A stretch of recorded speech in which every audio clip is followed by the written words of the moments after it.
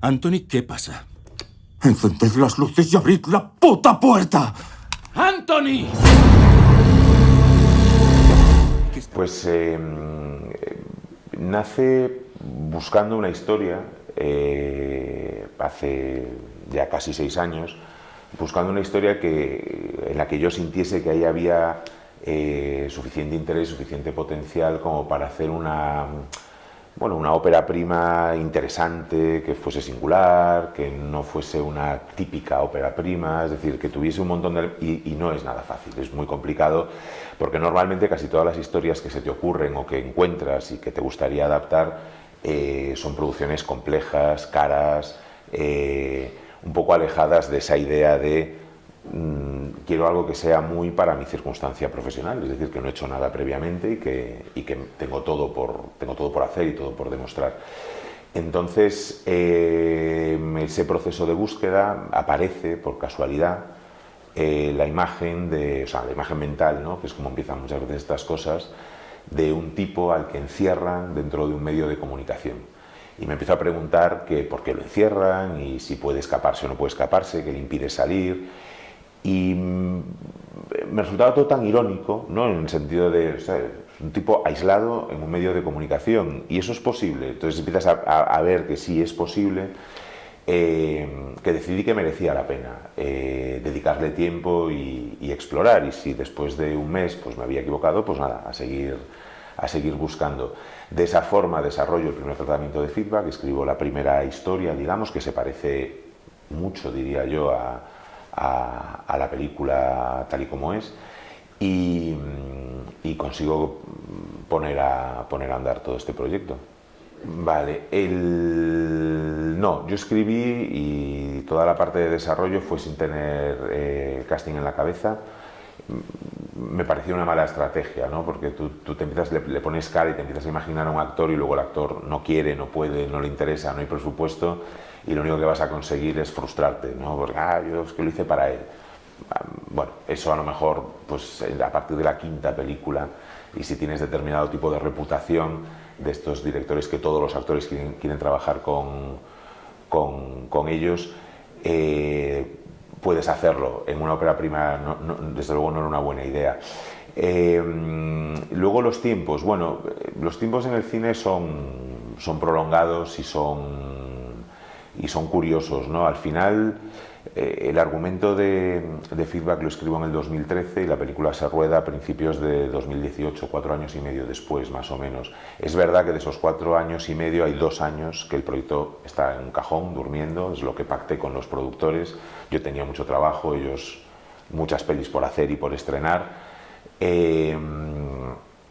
Una vez que arrancamos, quizás el periodo más largo y que para mí también ha sido lo más difícil de hacer de esta película es la escritura de guión, que se extiende fácilmente más allá del año y medio, y después fue todo muy rápido. Es decir, una vez que teníamos un guión que nos gustaba, pues bueno, la búsqueda del casting es algo que siempre es prolongado y vas... y buscas y te dicen que no y miras diferentes perfiles, pero una vez que Eddie se embarcó en la película, el resto del casting lo hicimos en tiempo récord, ¿no?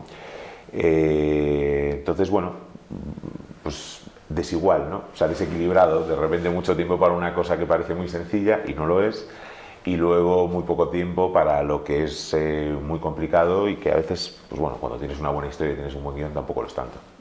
Bueno, fue muy intenso. Nosotros rodamos feedback en poco más de 4 semanas, es decir, yo creo que fueron 4 semanas y 3 días, o sea, no llegamos a hacer la 5ª. Es verdad que puedes correr tanto, pues por un lado, cuando estás muy entrenado rodando, que al final yo llevo 15 años, que es mi día a día, rodar, puedes correr tanto cuando tienes actores como los que hemos tenido en feedback, que son una maravilla, y la primera toma ya vale, hay veces que haces la segunda un poco por bueno, ya que estamos aquí vamos a hacer otra, porque es que esto es increíble.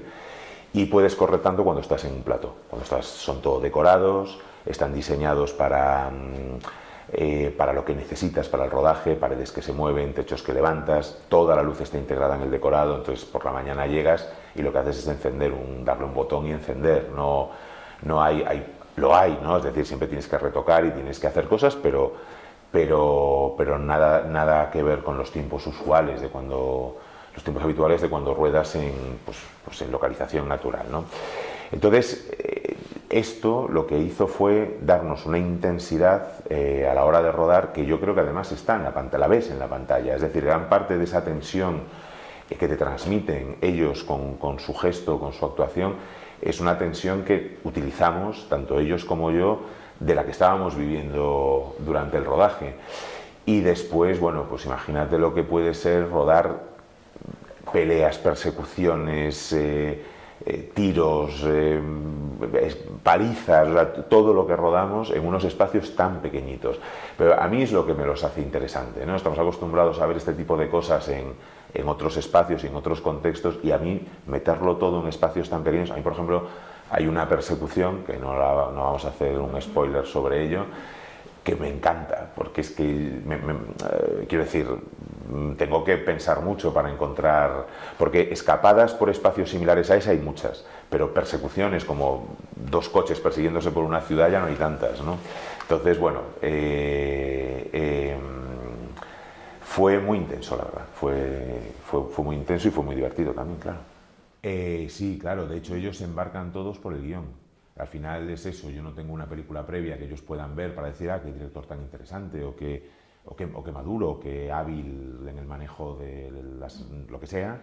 Tienen que dar un salto de fe, tienen que embarcarse por una sensación, no por una certeza, y todos quisieron hacer esta película y quisieron interpretar a sus personajes por el guión, y todos me lo dijeron además.